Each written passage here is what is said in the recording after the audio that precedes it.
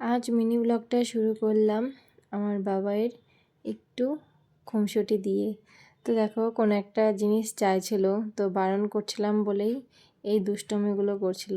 তো হ্যালো সবাইকে, সবাই কেমন আছো? আশা করি সবাই খুব ভালো আছো। আমিও তোমাদের ভালোবাসা আশীর্বাদে বেশ ভালো আছি।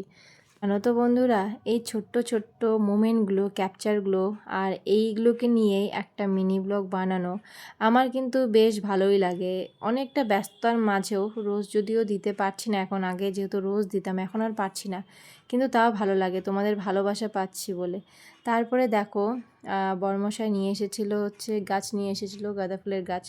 তো সেটাই এখন গাড়বে, আর আমিও ভাবলাম সেই জিনিসটা একটু ক্যাপচার করে নিই তোমাদের সাথে। বললাম না, মিনি ব্লগগুলো কিন্তু দিতে এখন আমার বেশ ভালোই লাগে। যখন আমি পোস্ট করি তারপরে যে কমেন্টগুলো আসে, এত ভালোবাসার কমেন্ট। কেউ কেউ তোমরা বলো দিদি ভাই তোমার নেক্সট ব্লগের জন্য রেডি, মানে অপেক্ষায় রইলাম। কেউ কেউ বলো খুব ভালো লাগে, এগিয়ে যাও, আরও এরকম মিনি ব্লগ চাই। সত্যি বলছি, তখন মনে হয় যে সত্যি এতটা ভালোবাসা পাই, এতটা আমাকে সবাই ভালোবাসে, তাহলে আমিও একটু ছোট্ট মোট্ট করে কষ্ট করে একটু করি না, কি হলো তাতে? মানুষে তো ভালোবেসে কত কিছু করে, তাই না বলো? আমি না হয় ছোট্ট ছোট্ট একটু ব্লগটাই করি। তারপরে দেখো বরমশাই নিয়ে এসেছিলো বাজার থেকে কাতল মাছ, যদিও কিন্তু কোনোটাই আজকের ক্লিপ না, এটা 2-3 দিন আগের ক্লিপ, মাঝখানে বেশ কয়েকদিন চলে গেল। তারপরে দেখো মাছটাকে ভালো করে বেছে বুছে হলুদ লবণ দিয়ে মাখিয়ে তারপরে তেলের মধ্যে এখন ভেজে নিচ্ছি। আর দেখো খানিকটা ভাজা হয়ে গেছে, আর খানিকটা আছে ভেজে নিচ্ছি। যেই তেলের মধ্যে মাছটা ভেজেছিলাম সেই তেলের মধ্যে হালকা একটু জিরে ফোড়ন দিয়ে সবজিগুলো যে ছিল সেগুলো দিয়ে দিলাম। সবজিতে কী কী ছিল? সবজিতে ছিল আলু, বেগুন আর ফুলকপি। তারপর সেটাকে পরিমাপ মতন হলুদ দিলাম, নুন দিলাম, কিন্তু নুনটা পরে আমি আবারও দিব। আমি শুরুতেই এতটা বেশি নুন দেই না, কারণ যদিও বাই চান্স বেশি হয়ে যায় তখন তো কোনো রকম আর গতি নেই, তাই না?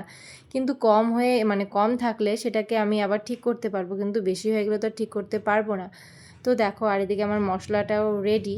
এটা ভাজা ভাজা হয়ে গেলে আমি এখন মশলাটাও দিয়ে দেবো। এটা যদিও নর্মালি রান্না, আমরা সবাই করে থাকি, রোজ করে থাকি এরকম রান্না, কিন্তু এতটাও মানে ভালোভাবে এটা জানি বলার কিছু নয়। অনেকে হয়তো অনেক কিছু ভাববে, কিন্তু কি বলতো, আমাদের মতো মানে হাউস ওয়াইফদের এরকম করে তো কন্টেন্টটা রেডি করতে হবে, তাই না বলো? তারপরে দেখো যখন ভাজা ভাজা হয়ে গেল তখন মশলাগুলো দিয়ে দিলাম। মশলাতে ছিল জিরে আর লঙ্কা বাটা। তারপরে দেখো মশলাগুলো দিয়ে এখন এটা দিয়ে একটু ভাজা ভাজা করে নিয়েছিলাম। তারপর জল দিয়ে দিলাম, পরিমাপ মতো জল দিয়ে দিব। তো পরিমাপ মতন জল দেওয়ার পরে তারপরে দেখে নিব সব কিছু ভালোভাবে সিদ্ধ হয়েছিল কিনা। আর মাছটা যে ছেড়েছিলাম সেই ক্লিপটা আর নেওয়াই হয়নি। তো যাই হোক, ফাইনালি আমার মাছের ঝোল রেডি। তো তোমরা তাড়াতাড়ি চলে আসো। আজকের মতো মিনি ব্লগটা এতটুকুই, টাটা।